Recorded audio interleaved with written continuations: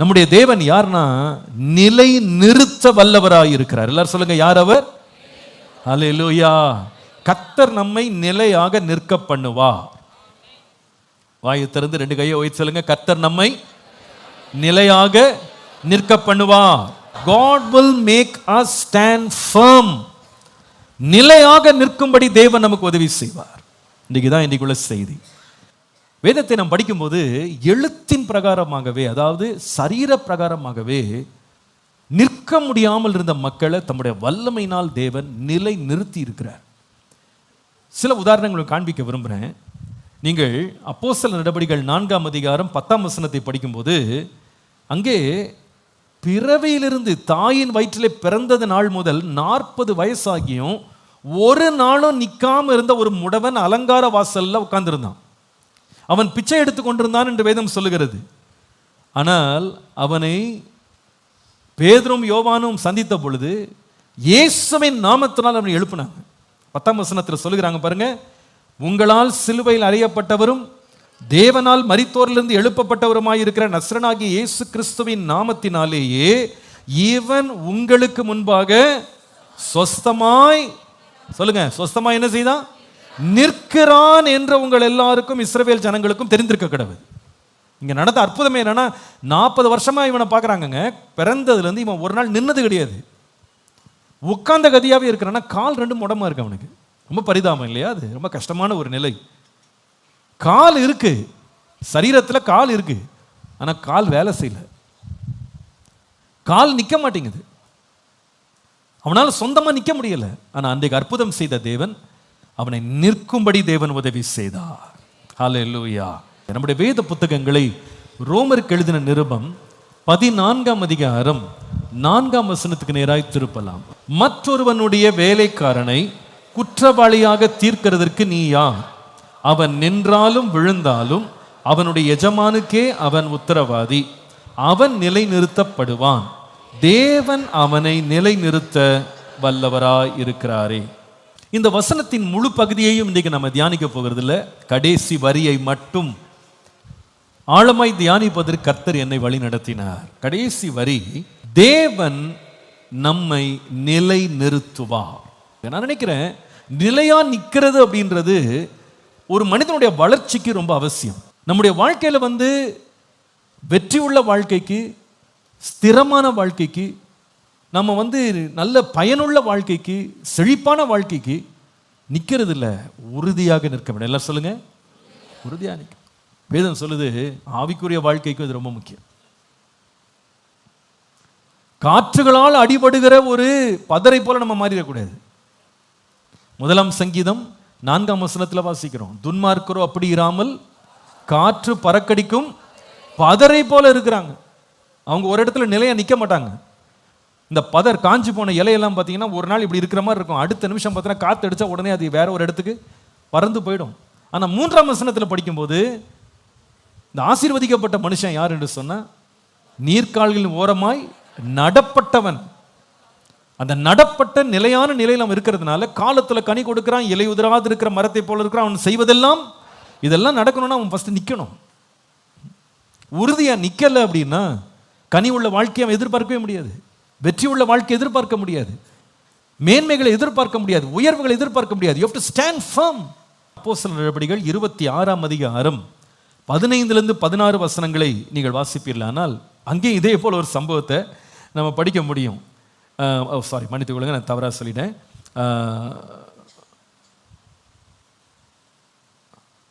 நிற்கிறது அப்படின்றது அப்போஸ்தலர் நடபடிகள் 5:25 படிக்கும்போது அங்கே நாம் வாசிக்கிறோம், இந்த அப்போஸ்தலர்களை சுவிசேஷம் அறிவிக்கக்கூடாது தடை பண்ணி கொண்டு காவலில் போட்டாங்க. அப்போஸ்தலர் நடபடிகள் 5:25 வேதம் சொல்லுகிறது, ஒருவன் ஓடி சொன்னானா, நீங்கள் காவலில் வைத்த மனுஷர் தேவாலயத்தில் நின்று ஜனங்களுக்கு போதகம் பண்ணுகிறார்கள் என்று அறிவித்தான்.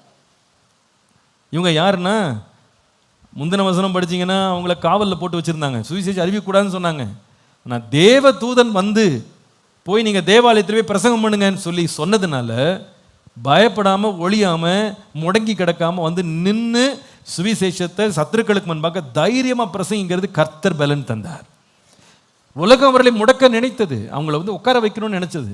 ஆனால் தேவ கிருபை அவர்கள் மேல் இருந்து, தேவ தயவு அவர்கள் மேல் இருந்ததுனால, கர்த்தர் கொடுத்த தைரியத்தினால ஒரு ஹாஸ்டைல் என்விரான்மெண்ட்ல அவங்களுக்கு சுவிசேஷம் அறிவிக்கிறதுக்கு சரியான சூழ்நிலை இல்லாத இடத்துல கூட அவங்க நின்று கர்த்தருடைய சுவிசேஷத்தை அறிவிக்கிறது. கர்த்தர் சுவிசேஷத்தை அறிவிக்க அந்த சீஷர்களுக்கு என்ன செய்தார்? தேவன் கிருபையாக உதவி செய்தார். அப்போஸ்தலர் நடபடிகள் 26ஆம் அதிகாரம் 15-16 வசனங்களை படிப்பீங்களானா, அங்கே சபையை பாழாக்கி கொண்டிருந்த பவுல் என்ற இந்த மனுஷன் என்கிற வாலிபன் இன்னும் அதிகமாக துன்பத்தை வருவிக்கிறதுக்காக கடிதங்கள்லாம் வாங்கிட்டு ஒரு பெரிய கூட்டத்தோடு அவன் தமஸ்கு பட்டணத்துக்கு போன போது போகிற வழியிலேயே சடுதி ஒளியினால் தேவனால் சந்திக்கப்பட்டார். அவர் டிராவல் பண்ணிட்டு இருந்த குதிரையிலேருந்து அவர் கீழே விழுந்துட்டாரு. கண்ணு கூட போச்சு. கீழே விழுந்துட்டு, நீர் யார் அப்படின்னு கேட்டான். நீ துன்பப்படுத்துகிற இயேசு நானே. முள்ளில் உதைக்கிறது உனக்கு கடினமா இல்லையா என்று ஆண்டவர் கேட்டார். இதை கேட்டுட்டு 16ஆம் வசனத்தில் இயேசு சொன்ன வார்த்தையை அவர் சொல்லுகிறார் பாருங்க. இப்பொழுது நீ எழுந்து கால் ஊன்றி நில். எல்லாரும் திரும்ப சொல்லுங்க, நீ இப்பொழுது எழுந்து கால் ஊன்றி நில்.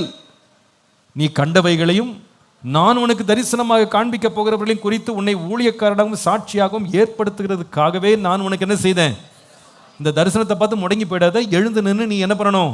சாட்சியா அறிவிக்கணும்.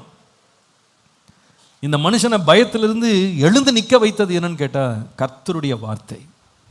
நான் நிச்சயமா நம்புறேன், அந்த காலத்துல சரீரத்திலேயே சுகத்தை கொடுத்து முடங்கி கிடந்தவர்களை நிற்க வைத்த கர்த்தர், பயத்தினால் உறைந்து கிடந்த மக்களை எழுந்து நிற்க வைத்த கர்த்தர், இயேசுவுக்கு விரோதமாகவே செயல்பட்டவங்களை கூட அவருக்காக நின்று சாட்சி சொல்ல வைக்கும்படி நிற்க வைத்த கர்த்தர் இன்றைக்கு நம்மையும் நிலை நிற்க செய்ய தேவன் வல்லவர். ஹல்லேலூயா, ஹல்லேலூயா. இன்னைக்கு சபை முழுவதும் இந்த வார்த்தையினால் தொடப்பட வேண்டும். நம்முடைய ஒவ்வொருவருடைய வாழ்க்கை முடங்கி கிடக்கிறதா இருக்கக்கூடாது, எழுந்து நிமிர்ந்து நிற்கிறதாய் மாற வேண்டும். ஹல்லேலூயா. இன்னைக்கு இந்த வார்த்தை கர்த்தருடைய இருதயத்தில் ஆழமாய் பதித்து, நான் உன்னை நிற்க பண்ணுவேன், நான் உன்னை நிற்க பண்ணுவேன், நான் உன்னை நிற்க பண்ணுவேன். இந்த வார்த்தை கர்த்தருடைய இருதயத்தில் ஆழமாய் பதித்தார்.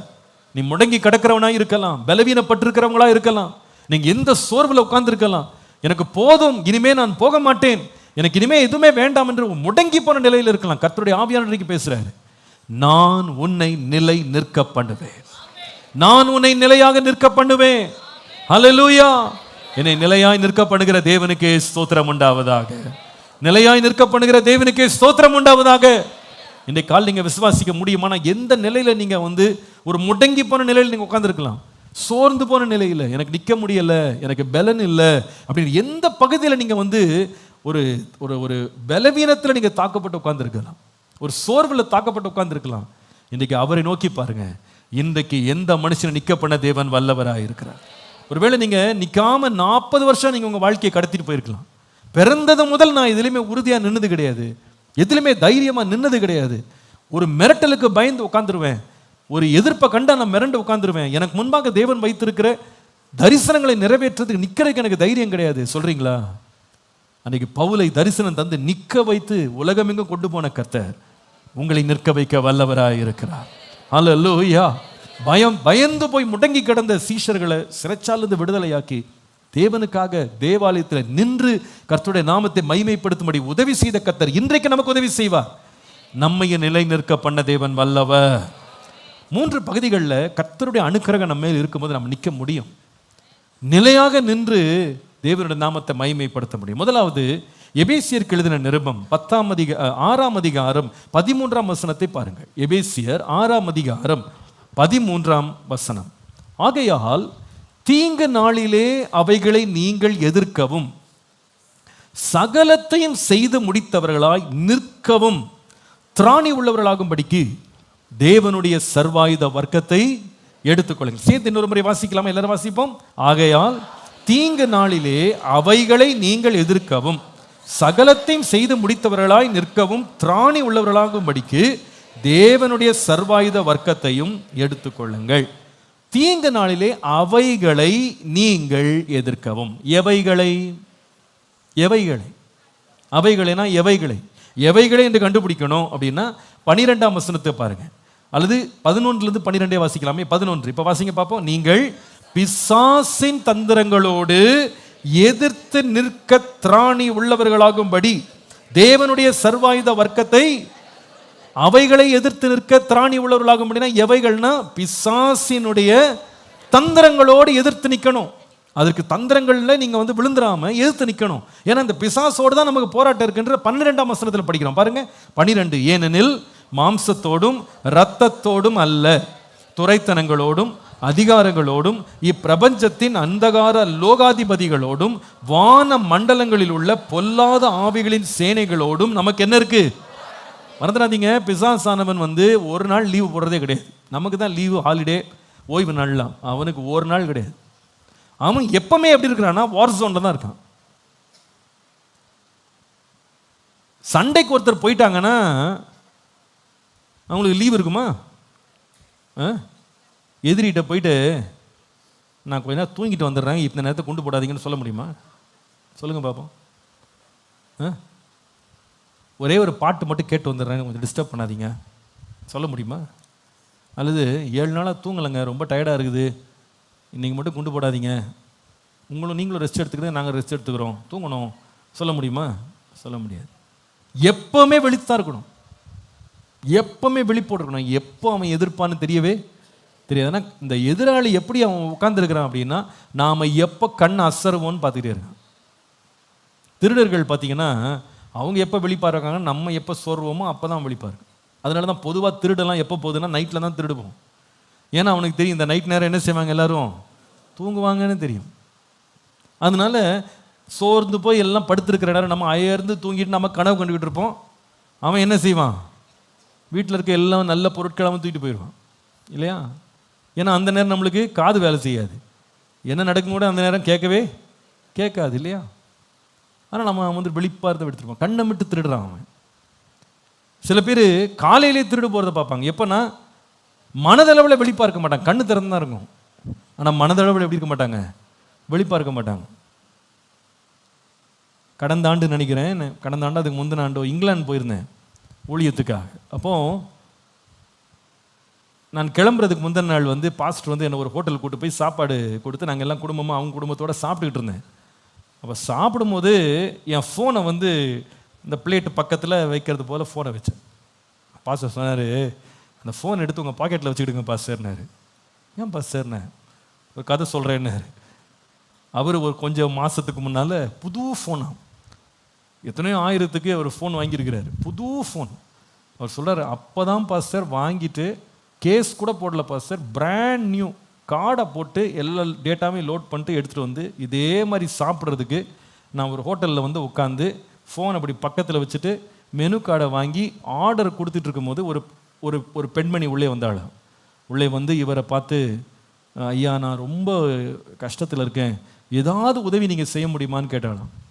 இவர் சரிம்மா உனக்கு என்ன பிரச்சனைன்னு விசாரிச்சுட்டு பாக்கெட்லேருந்து காசு எடுத்து அவளுக்கு கொடுத்தாராம். அந்த பெண் அப்போது இவருக்கு ஒரு பேப்பரில் அவளுடைய சில ஃபோட்டோஸ்லாம் காமிச்சிருக்காங்க, நான் இவ்வளோ கஷ்டத்தில் இருக்கேன்னு சொல்லி. சரிம்மா கவலைப்படாத அப்படின்னு சொல்லி இவர் உதவியும் செஞ்சுட்டு தொடர்ந்து மெனுவை பார்த்துருக்கிறாரு. திரும்பி பார்த்தா ஃபோனை காணும். என்னன்னு பார்த்தா அந்த பொண்ணு அந்த ஃபோட்டோவை காமிக்கிற பேப்பர் இருக்குது பாருங்கள், இவர்கிட்ட காமிச்சிட்டு இருக்கும்போது அந்த பேப்பர் கீழே ஃபோனை அப்படியே மறைச்சு அப்படியே எடுத்து உள்ள பாக்கெட்டில் போட்டு போயிட்டான். இது எங்கன்னா இங்கிலாண்டில். அப்புறமா நான் ஏன் ஃபோனை வெளியே வைக்க போகிறேன்?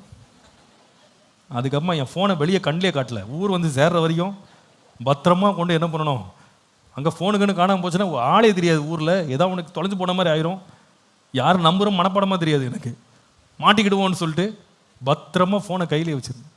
அப்போ திருடன் எப்படி திருடுறான்னா கண்ணை மட்டும் திருடுறான். நம்ம கொஞ்சம் அசர்வமானு பார்க்குறான். இந்த எல்லா திருடனுக்கும் பலே திருடன் ஒருத்தர் இருக்கான்.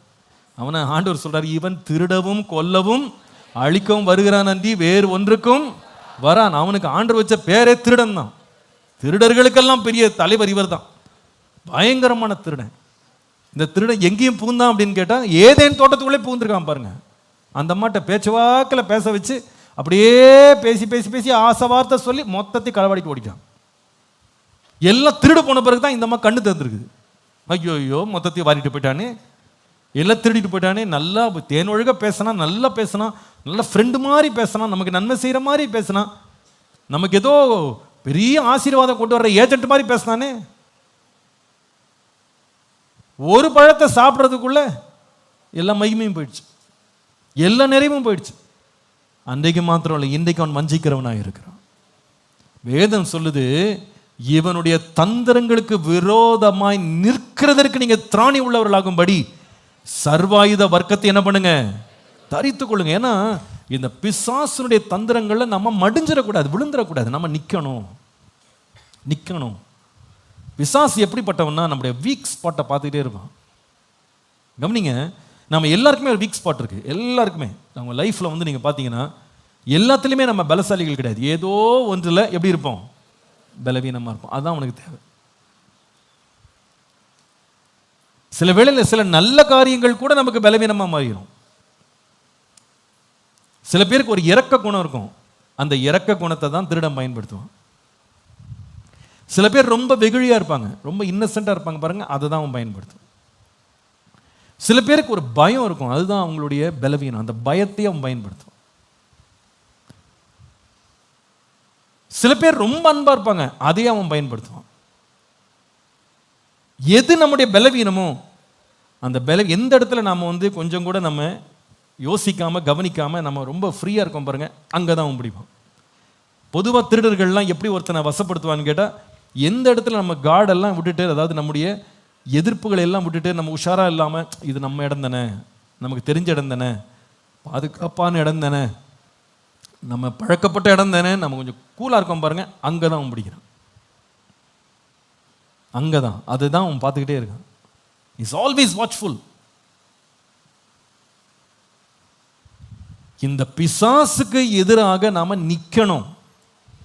எதிர்த்து என்ன செய்யணும், நிக்கணும். பயந்துடவும் கூடாது, ஓடிடவும் கூடாது. நாம நிக்கணும். நாம வந்து நின்று எதிர்த்து நிற்போம். ஆனா வேதம் சொல்லுது, பிசாசுக்கு எதிர்த்து நில்லுங்கள், அப்பொழுது அவன் உங்களை விட்டு, ஆமா, நம்மகிட்ட திருடிட்டு ஓடுறதுக்கு முன்னாடி நாம எதிர்த்து நின்றணும். நின்னாதான் அவன் என்ன செய்வான், ஓடுவான். பொதுவாகவே திருடர்களுக்கு ஒரு பயம் இருக்கும் இல்லையா, அரண்டவனுக்கு இருண்டதெல்லாம் பேயின்வாங்க. அந்த மாதிரி அந்த திருடனுக்கு ஒரு பயம் இருக்கும். நமக்கு யார் திருடன் தெரியாதுன்னு அவனுக்கு தெரியும், தான் திருடன். அதனால யாராவது அவனை முறைச்சு பார்த்தாலே அவனுக்கு என்ன தோணும், நம்மளை கண்டுபிடிச்சிட்டாங்களோன்னு பயந்துட்டே இருப்பான். கொஞ்சம் எதிர்த்து நின்னா போதும், ஓடியே போயிடுவான், அந்த இடத்துல இருக்க மாட்டான். இந்த நாய் மாதிரி, இந்த நாய் பார்த்துருக்கீங்களா, சும்மா போனீங்கன்னா அது விரட்டிக்கிட்டே இருக்கும். எங்கள் தெருவில் ஒரு நாய் இருக்கு, இன்னைக்கு காலையில் கூட அதை பார்த்தோம். நான் எப்பெல்லாம் வண்டி எடுத்துட்டு அந்த தெரு வழியாக போகிறேனோ, அதுக்கு என்ன துரோகம் பண்ணேன்னு தெரில, அது என்னை பார்த்தாலே அது ஒரு 20 அடி பின்னாடியே குலைச்சிக்கிட்டு வந்துட்டு அதுக்கப்புறமா ஓடிப்போம். நல்ல வேளை 4 வீலர் இருக்குது, அதனால பிரச்சனை இல்லை. பைக்கில் இருந்தால் என் பாடு என்னன்னு தெரியல. என் மேலே அப்படி ஒரு அன்பு அதுக்கு. காலையிலேயே பிரைஸ்லாட் போட்டு தான் வரவேற்று தான் வரும். இன்னைக்கு கூட காரில் எல்லாம் சிரிச்சிட்டே வந்தாங்க, எப்படி இது எழுச்சி வருதுன்னு. கரெக்டாக உட்காந்துருக்கும் அந்த இடத்துல.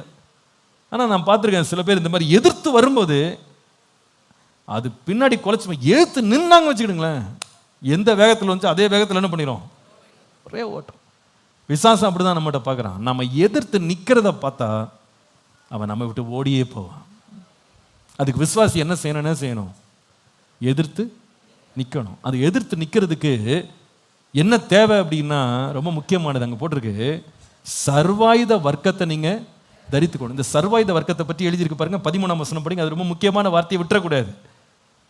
சகலத்தையும் வாசிங்க. தீங்கு நாளிலே அவைகளைன்றது இந்த பிசாசுடைய தந்திரங்களை எதிர்க்கவும் சகலத்தையும் செய்து முடித்தவர்களாய் நிற்கவும் திராணி அல்லது பலம் உள்ளவர்களாய் இருக்கிறதற்கு யாருடைய சர்வாயுத வர்க்கம்? அல்லேலூயா. இது என்னுடைய ஆயுதம் கிடையாது, தேவனுடைய சர்வாயுத வர்க்கம். It is the armour of God. நம்முடைய ஆர்மர் கிடையாது. மாம்சத்தின்படி நம்ம வந்து ஆயுதங்கள் எடுத்துட்டு அவன் முன்னாடி நின்று அவன் பயப்படவே மாட்டான், கொஞ்சம் கூட அசரவே மாட்டான். அவனை எதிர்க்கிறதுக்கு என்ன தேவைன்னா தேவனுடைய சர்வாயுத வர்க்கம் தேவை. பிரியமானவர்களே, பிசாசனுடைய தந்திரங்களோடு எதிர்த்து நின்று நம்ம உறுதியாக நிற்க வேண்டுமானால், முதலாவது, if God has to make you stand firm, அவருடைய சர்வாயுத வர்க்கங்களை நாம் ஏற்றுக்கொள்ள வேண்டும். தேவன் இந்த சர்வாயுத வர்க்கங்களை நமக்கு தந்திருக்கிறார். பிசாசை எதிர்த்து நின்று போராடுறதுக்கு தேவன் நம்மை உறுதியாய் நிலைநிறுத்த வல்லவராய் இருக்கிறார். எப்பன்னா அவருடைய போராயுதங்களை நாம் எடுத்துக்கொள்ளணும். அவருடைய தளவாடங்களை நாம் எடுத்துக்கொள்ளணும். தேவனுடைய சர்வாயுத வர்க்கங்களை எடுத்துக்கொள்வோம்னா எந்த விதமான காரியத்தை எதிர்த்து நிற்க திராணியை கர்த்தர் நமக்கு தருவார். அல்லேலூயா. நீங்க யோசித்து பாருங்க, இந்த உலகத்திலேயே மிக சின்ன நாடுல ஒரு நாடு வந்து இஸ்ரவேல். ஆனால் அந்த இஸ்ரவேலை பார்த்தா இன்னைக்கு உலகமே என்ன பண்ணுது? நடுங்குது. அந்த ஒரு சின்ன நாடு எத்தனை நாடுகளை மிரட்டிக்கிட்டு கிட்டத்தட்ட 3 வருஷமா சண்டை போட்டுக்கிட்டு இருக்காங்க. ஓயவே இல்லைங்க. டயர்டே ஆக மாட்டேங்கிறாங்கன்னு நினைக்கிறேன். நம்மெல்லாம் ஒரு 10 நாள் சண்டை போட்டு வந்தாலே அதுக்கு 100 நாள் கொண்டாட்டம் நடத்தின்னு இருக்கும். அவங்க பார்த்தீங்கன்னா 3 வருஷத்துக்கு மேலே தொடர்ந்து சண்டை. எந்த நேரம் குண்டுமலை பொழியும்னு தெரியாது. ஆனால் சோர்ந்து போகாமல் நிற்கிறாங்க. எப்படி இவங்களால் நின்று பிடிக்க முடியுதுன்னு சொன்னால், அவங்களுக்கு அமெரிக்கான்ற ஒரு நாடு என்ன பண்ணுதுன்னா பேக்கிங். நீ அடிக்கனா அடி, உனக்கு எவ்வளோ வெப்பன்ஸ் வேணால் நான் என்ன பண்ணுறேன் தரேன். நீ வந்து உனக்கு இருக்கிற காசை கொடுத்துட்டு போ, என்னுடைய வெப்பன்ஸ் என்ன பண்ணு வாங்கிக்கோ, என்னுடைய லேட்டஸ்ட் வெப்பன் எடுத்துக்கோ, என்னோடய ஃப்ளைட்ஸ் எடுத்துக்கோ, என் குண்டுகள் எடுத்துக்கோ, ஏவுகணைகள் எடுத்துக்கோ, எல்லாத்தையும் எடுத்துக்கோ, உனக்கு என்ன வேணுமோ எடுத்துக்கோ. இப்போ அவங்களுக்கு என்ன வந்துருச்சுன்னா வந்து பாரு நிற்கிறாங்க. என்ன தைரியங்க அவங்களுக்கு! அந்த ஒரு நாடு கொடுக்கிற பலனை வச்சு எத்தனை சத்துருக்களை முறியடிக்கிறாங்க பாருங்க. தங்களை சுற்றி யாருமே கை நீட்ட முடியாத அளவு அவ்வளோ பலசாலிகளாக மாறிட்டாங்க. உங்களுக்கு நான் சொல்லட்டுமா, நமக்கு பின்னால் இருக்கிறது அமெரிக்கா இல்லை, பூமியையே உண்டாக்கின தேவன் நம் பட்சத்தில் இருக்கிறார். அவருடைய ஆயுதங்களை நாம் எடுத்துக்கொள்ளணும். நம்ம மாம்சத்தின் பலத்தில் கொண்டு போயிட்டு நம்ம சண்டைக்கு போகிறோம்னா எல்லாத்தையும் நம்ம என்ன பண்ணுவோம்? இழந்துருவோம். வீரம் இருக்கலாம், நிறைய பேருக்கு வீரம் இருக்கு. வீரத்தை வச்சுக்கிட்டு போய் யுத்தத்தில் போய் நின்னோன்னா உயிர் போயிடும். வீரம் பத்தாது. வீரத்தோடு என்ன இருக்கணும்? விவேகமும் ஆயுதமும் இருக்கணும். ஆயுதம் இல்லைன்னா முடிஞ்சு போச்சு. பிசாசுக்கு எதிர்த்து நிற்கிறதுக்கு தேவன் நமக்கு எப்படி பலன் கொடுக்குறாருன்னா அவருடைய வெப்பன்ஸ் கொடுக்குற. எடுத்துக்கோ, என்னுடைய ஆயுதங்கள் எல்லாம் நீ என்ன பண்ணு, எடுத்துட்டு போய் சண்டை போடு. அப்போ தேவனை சார்ந்து கொள்ளாம நம்மளால இவன் முன்னாடி நிற்கவே முடியாது. ஒருவேளை அவனுடைய தந்திரங்கள்னால சோதிக்கப்பட்டிருக்கீங்களா? அவனுடைய அட்டாக்ஸ்ல வந்து நீங்க ரொம்ப பாதிக்கப்பட்டிருக்கீங்களா? பாஸ்டர் இவன் என்ன ரொம்ப தொந்தரவு பண்றான், பாஸ்டர் என்னுடைய மைண்டை ரொம்ப தொந்தரவு பண்றான், என்னுடைய செயல்பாடுகளில் ரொம்ப தொந்தரவு பண்றான், தேவனுடைய கிரியைகளை செய்ய முடியாதபடி என்னை ரொம்ப தடுக்கிறான், அவனுடைய பேச்சுகள் அவனுடைய கிரியைகள் என்னை ரொம்ப சோதனைக்குள்ள மாற்றுது, என்னால் கர்த்தருக்குள்ள நிற்க முடியல, என்னால் நின்று பிடிக்க முடியலன்னு சொல்றீங்களா? இன்னைக்கு சிலருடைய வாழ்க்கை அப்படி இருக்கு. விசுவாசி தான், பேர் வந்து போர் வீரன் தான், ஆனால் கையில் ஆயுதங்கள் கிடையாது. ஒரு நிமிடம் கூட நிற்க முடியல. அந்த குண்டு சத்த கேட்டாலே பயம் வந்துடுது. அந்த பிரச்சனையை கடந்து வரும்போதே பயம் வந்துடுது. அந்த போராட்டத்தை நிற்கிறதுக்கு தைரியம் கிடையாது. நான் உனக்கு அன்பா சொல்லுவேன், தேவனுடைய சர்வாயுத வர்க்கத்தை கையில் எடுத்துக்கொள்ளுங்க. இன்றைக்கு ஆண்டவரே, நான் உம்முடைய சர்வாயுத வர்க்கத்தை எடுத்துக்கொண்டு நான் போராடி நிற்கிறதுக்கு எனக்கு கிருபை தாங்க. இந்த திராணி உள்ளவர்களாக இருக்க எனக்கு கிருபை தாங்க ஆண்டவரே. உம்முடைய போராயுதங்களை எடுத்துக்கொள்ள கிருபை தாங்க. உம்முடைய போராயுதங்களை எடுத்துக்கொள்ள கிருபை தாங்க. நான் சொல்லுவேன், காலையில் எழுந்த உடனே நாம் என்ன செய்யணும்னா, ஒரு சோல்ஜர் என்ன பண்ணுவார், அவர் யுத்தத்துக்கு போகிறதுக்கு முன்னால் என்ன பண்ணுவார், ஃபஸ்ட் எடுத்தோன்னே என்ன பண்ணுவார், யூனிஃபார்ம்லாம் போட்டு கன்னை முதல்ல எடுப்பார், லோட் பண்ணிடுவார். எப்போ லோட் பண்ணுவார்? அங்கே ஒருத்தர் வந்து அவருக்கு சுடுறதுக்கு நேரம் வந்தோடனே வெயிட் பண்ணப்பா, அதை குண்டு போடலப்பா அப்படின்னு நான் தேடுவார். என்ன பண்ணுவார்? சத்ருவை இவர் சந்திக்கிறதுக்கு முன்னால் இவர் முதல்ல என்ன ஆயிடுவார், லோட் பண்ணிடுவார். ஃபுல்லாக லோடடாக இருப்பார். ஏன்னா எந்த நேரம் யார் எந்த திசையிலேருந்து வருவான்னு தெரியாது. அதே போல் தேவனுடைய பிள்ளைங்க காலையில் எழுந்த உடனே உங்களை லோட் பண்ணிக்கிடுங்க. ஆண்டவர் சொல்கிறார், முழு வெப்பன்ஸ் ஒன்று கொடுத்துருக்கேன், தலைச்சீராலேருந்து பாதரட்சை வரைக்கும் ரெடியாக இருக்குது, எல்லாத்தையும் எடுத்துக்கோ, என் இன்வென்ட்ரி ஃபுல்லாக உனக்கு நான் தர்றேன், எல்லாத்தையும் எடுத்துக்கோ, பட்டயத்தை எடுத்துக்கோ, கேடகத்தை எடுத்துக்கோ, மார்க் கவசத்தை எடுத்துக்கோ, பாதரட்சி எடுத்துக்கோ, ஹெல்மெட் எடுத்துக்கோ, எல்லாத்தையும் பெல்ட் எடுத்துக்கோ, எல்லாம் ரெடியாக இருக்குது, எல்லாமே ரெடியாக இருக்குது. நீ என்ன செய்யணும்னா, நான் உனக்காக ஆயத்தம் பண்ணி வைத்திருக்கிற தளவாடங்களை உனக்கு தான் வச்சுருக்கேன், எல்லாத்தையும் எடுத்துக்கோ. காலையிலே நம்ம லோட் பண்ணிடணும். ஏன்னா பிசாசு எப்படிப்பட்டவன்னா தந்திரசாலி. இந்திரா காந்தி அப்படின்ற நம்முடைய முன்னாள் பிரதம மந்திரியை பற்றி சொல்கிறாங்க. அந்த அம்மா எப்பவுமே வந்து ஒரு புல்லட் ப்ரூஃப் ஜாக்கெட் போட்டிருப்பாங்க, குண்டு தொலைக்காத ஒரு சட்டையை வந்து அந்த அம்மா போட்டிருப்பாங்க. அன்றைக்கி அவங்க வீட்டிலிருந்து அந்த ஆஃபீஸ்க்கு அவங்க நடந்து போனாங்க. அது வந்து அந்த காம்பவுண்டுக்குள்ளே தான் இந்த பிரதம மந்திரியினுடைய வீடு, அலுவலகம். அன்றைக்கி யோசித்தாங்களாம், நம்ம காம்பவுண்டு தானே, நம்ம வீட்டுக்குள்ளேருந்து ஆஃபீஸுக்கு போகிறோம், ஒரு 50 அடி நடந்து போனால் ஆஃபீஸ் உள்ளே அப்படியே நடந்து வந்தாங்க. இதை உள்ளே ஒரு காவலாளி ஒருவன் அவங்களுடைய எதிரியாக இருந்திருக்கான். இந்த அம்மாவுக்கு தெரியலை. அன்றைக்கி அவன் கவனிச்சான், இந்த அம்மா என்ன போடலை, ஜாக்கெட் போடலன்னு கண்டுபிடிச்சான். புல்லட் ப்ரூஃப் ஜாக்கெட் இல்லைன்னு கண்டுபிடிச்ச உடனே கன் எடுத்தான். அது பாயிண்ட் பண்ணும்போது இந்த அம்மாவுக்கு தெரில, இவனுடைய சத்ருன்னு கூட பண்ண, என்ன பண்ணுறேன்னு கேட்டாங்க.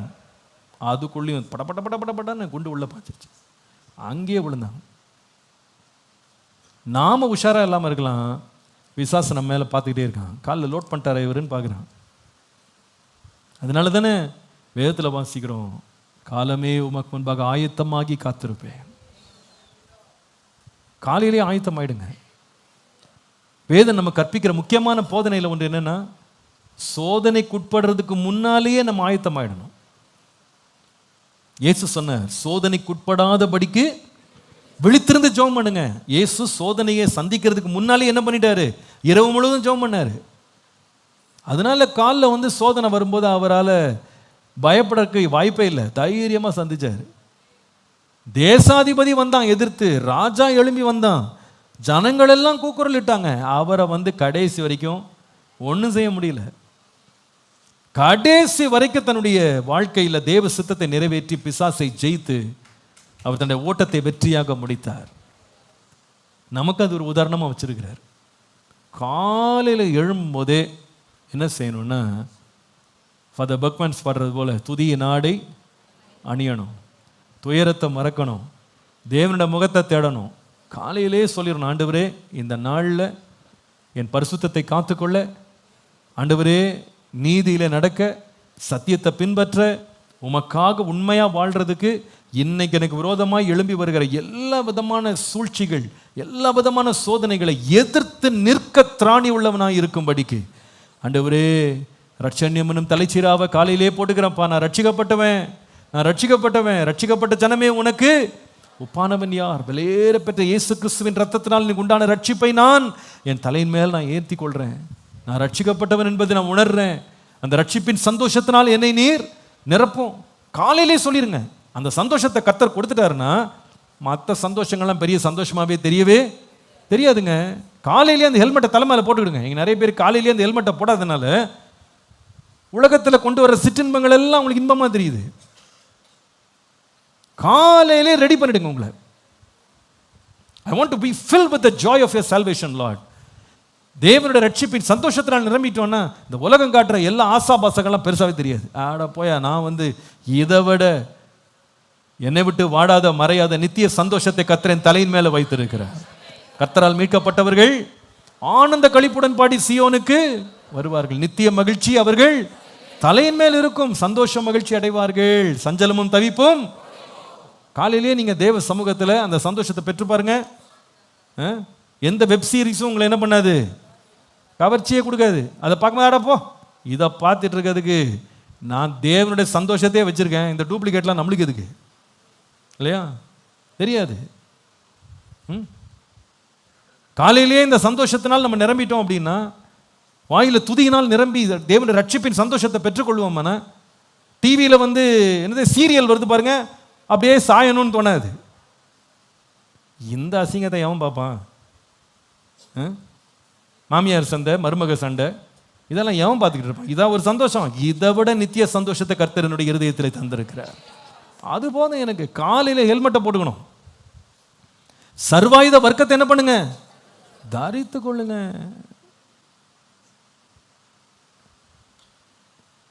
ஆண்டவரே எனக்கு நீங்க நிக்க வைக்கிறதுக்குனே எனக்கு கொடுத்துருக்கிறீங்க, அதுக்கு உங்களுக்கு ஸ்தோத்திரம்ப்பா.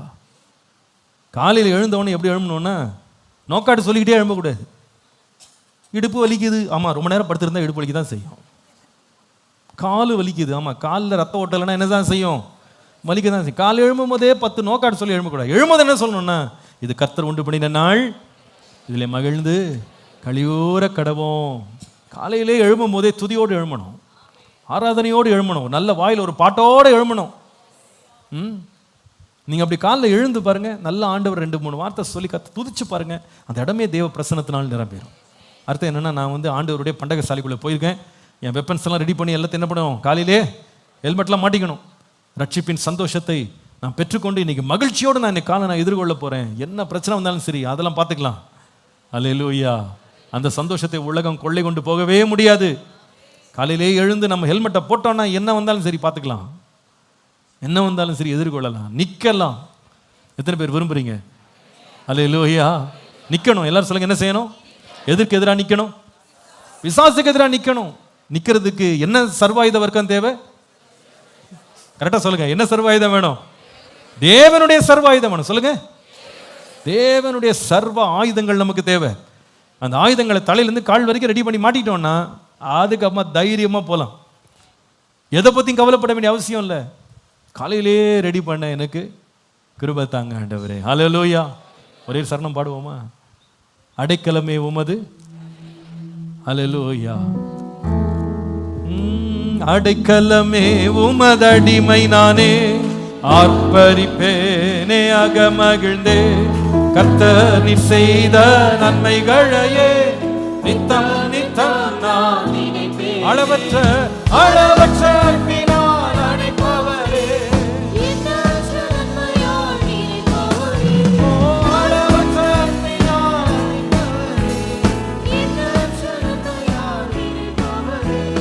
மாசில்லாத நேசரே, மகிமை பிரதாபா, மாசில்லாத நேசரே,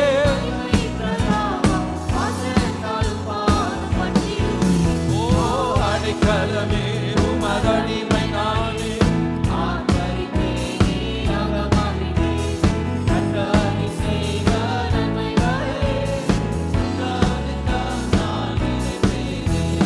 என்னை எப்ப போதித்து நடத்துபவரே, கண்ணை வைத்து ஆலோசனை சொல்லுபவரே,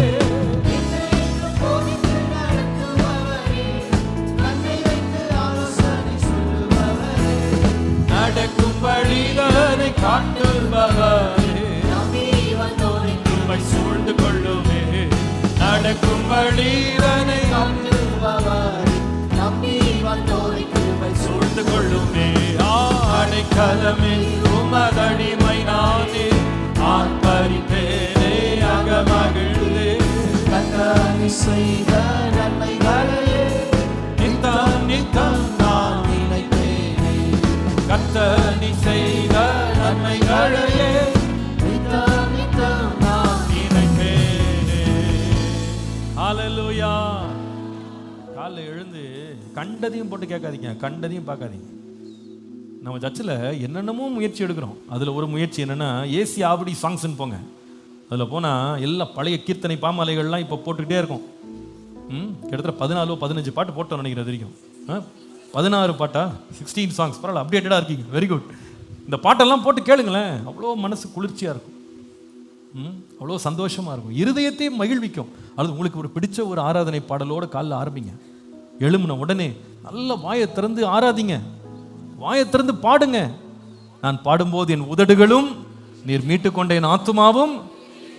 காலையில் இந்த மகிழ்ச்சியினால் உங்களை நிரப்புங்க. நம்மை ரட்சித்ததே எதற்குன்னு சொன்னா, கர்த்தரை துதிப்பதற்காக. இந்த ஜனத்தை நான் எனக்கென்று ஏற்படுத்தினேன். இவர்களின் துதியை கர்த்தரால் மீட்கப்பட்டவர்கள் ஆனந்த களிப்புடன் பாடி சீயோனுக்கு வருவாங்க. நித்திய மகிழ்ச்சி அவள் தலையின் மேல இருக்கும். பாடிங்க. நீங்க நிறைய பேருக்கு இந்த பாடுற பழக்கம் இல்லை. இங்க சர்ச்சில் கூட பாட சொன்னா முடங்கிட்டே தான் இருக்காங்க, வாயை திறக்க மாட்டேங்கிறாங்க. வீட்டில்னா வாய் வேற மாதிரி திறக்குது. சர்ச்சில் வந்து பாடுங்கன்னா ஃபுல் தியானத்தில் போயிடறாங்க. அப்படி போகாதீங்க, வாயை திறந்து பாடணும். எதுக்கு சர்ச்செல்லாம் ஆராதனைக்கு வாங்கன்னு சொன்னா, வாயை திறந்து பாடுற பழக்கம் இருக்கணும். பிள்ளைங்களையும் வாயை திறந்து என்ன செய்யுங்க, பாட சொல்லுங்க.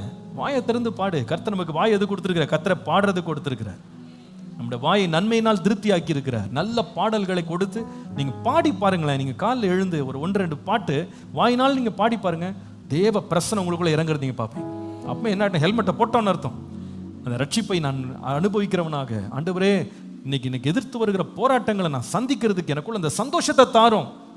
அப்போ சோதனைகள்லேருந்து நம்ம தப்பிச்சு ஓடிடலாம். மற்ற சந்தோஷம்லாம் பெருசாகவே நமக்கு தெரியாதுங்க. உள்ளத்தை தேவன் சந்தோஷத்தினால் நிரப்புகிறார். ஹல்லேலூயா. இருதயத்தை சந்தோஷத்தினால் காலையிலே நிரப்புங்க. நான் இன்னும் ஒவ்வொரு பகுதியாக போனேன்னா செய்தி முடிஞ்சிடும்.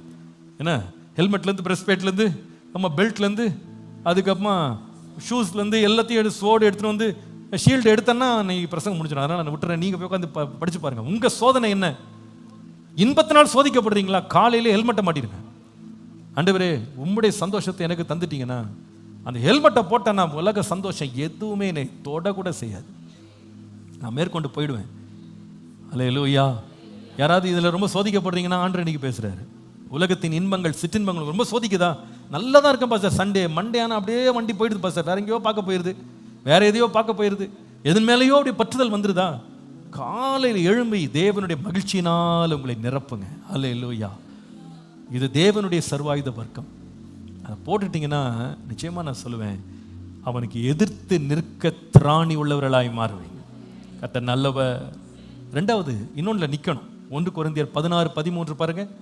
1 கொரிந்தியர் 16:13, விழித்திருங்கள், விசுவாசத்திலே நிலைத்திருங்கள், புருஷர்களாயிருங்கள், திடன் கொள்ளுங்கள். அந்த வசனத்தை இப்படிதான் வாசிக்கணும்னு நினைக்கிறேன். விசுவாசத்தில் நிலைத்திருங்கள் அப்படின்ற வார்த்தையை விசுவாசத்தில் நிலையாய் நில்லுங்கள். சொல்லுங்க, விசுவாசத்தில் எப்படி இருக்கணும்? நிலையாய் நிற்க வேண்டும். அதுதான் இங்கிலீஷ்ல அதான் அழகா போட்டிருக்கு. Stand firm in the faith. Stand firm. நான் நம்புகிறேன். ரெண்டாவது, தேவன் நம்மை நிலை நிற்க பண்ணுவார் அப்படின்னு சொல்லும்போது எதுல நிலை நிற்க பண்ணுவார்னா உறுதியாக நிலை நிறுத்துவார். எதுலனா விசுவாசத்தில். விசுவாசத்தில் தேவன் நம்மை உறுதியாக நிலை நிறுத்த வல்லவர். விசுவாசத்தில் நிலை நிறுத்த வல்லவர். இந்த விசுவாசம்ன்றது ரொம்ப ரொம்ப முக்கியம். விசுவாசத்தினால நம்ம பிழைக்கிறது மாத்திரம் இல்லை, நிற்க முடியும். அதில் நிற்கணும். விசுவாசத்தில் நிற்கிறது ரொம்ப முக்கியம். நீங்கள் 20ஆம் சங்கீதம் 7-8 வசனங்களை வாசித்தால் சிலர் ரதங்களை குறித்தும் சிலர் குதிரைகளை குறித்தும் மேன்மை பாராட்டுகிறார்கள். நாங்களோ எங்கள் தேவனாகிய கர்த்தருடைய நாமத்தை குறித்தே மேன்மை பாராட்டுவோம். அவர்கள் முறிந்து விழுந்தார்கள், நாங்களோ எழுந்து நிமிர்ந்து நிற்கிறோம். தமிழ்ல குதிரைகளை குறித்து மேன்மை பாராட்டுகிறார்கள் இருக்கு, ஆனால் இங்கிலீஷ்ல வந்து சம் ட்ரஸ்ட் இன் ஹார்சஸ் போட்டிருக்கு. அதாவது சிலர் குதிரைகளை நம்புகிறார்கள், சிலர் ரதங்களை நம்புகிறார்கள். நாங்க இதெல்லாம் நம்புறது இல்லை, தேவனை நம்புறோம். குதிரையை நம்பினவெல்லாம் முறிஞ்சு விழுந்துட்டான், ரதங்களை நம்புறோம் முறிஞ்சு விழுந்துட்டான். நாங்களோ எழுந்து நிமிர்ந்து நிற்கிறோம். ஏன்னா நாங்க தேவனை நம்பி இருக்கிறோம். நம்ம வாழ்க்கை உறுதியா நிக்கிறதுக்கு ரெண்டாவது பகுதி ரொம்ப முக்கியமானது. என்னன்னா விசுவாசத்தில் என்ன பண்ணணும்? உறுதியாக நிற்க வேண்டும். உறுதியா விசுவாசம் இருந்தா ஒருத்தன் உறுதியா நிற்பான். இந்த விசுவாசம் எப்படி வரும் அப்படின்னு கேட்டா, விசுவாசம் கேள்வியினாலே வரும், அந்த கேள்வி தேவனுடைய வார்த்தையினாலே வரும். அப்ப எவ்வளவு அளவு நம்ம விசுவாசத்தை நம்ம உறுதியா நிக்கிறதுக்கு வசனத்தை நம்ம படிச்சு வசனத்துல நம்ம வந்து தியானமா இருக்கிறோமோ அவ்வளவு அதிகமா அது என்ன செய்யும்? நம்முடைய விசுவாசத்தை உறுதிப்படுத்தும். எல்லாரும் சொல்லுங்க, விசுவாசத்தை உறுதிப்படுத்துறதுக்கு என்ன அவசியம்? சத்தமா சொல்லணும் எல்லாரும். வசனம். நான் சொன்ன பாருங்க, ஒரு பில்டிங் வந்து கட்டினா போதாது, அதை நிக்கணும். நீங்க உலகத்திலே உள்ள பெஸ்ட் கான்கிரீட்டை போடுங்க, நல்ல மேஸ்திரியை கொண்டு வந்து வேலை செய்யுங்க, நல்ல பாக்ஸ் எல்லாம் போட்டு கம்பியெல்லாம் போட்டு நல்லா நீங்க வந்து பெஸ்ட் நீங்க கான்கிரீட்டை உள்ள போட்டா கூட இது முடிச்ச பிறகு கியூரிங்னு ஒன்று இருக்கு பாருங்க. அடுத்த 14 நாள் என்ன செய்யறாங்கன்னா அந்த பில்லர் மேல அந்த தளத்துக்கு மேல என்ன செய்யறாங்கன்னா தண்ணியை போட்டு அப்படியே ஊற வைக்கிறாங்க. நீங்களாம் பார்த்தீங்கன்னா இந்த பில்லர்லாம் போடுறவங்களாம் நீங்கள் வீடு கட்டுறவங்களுக்குலாம் தெரியும்.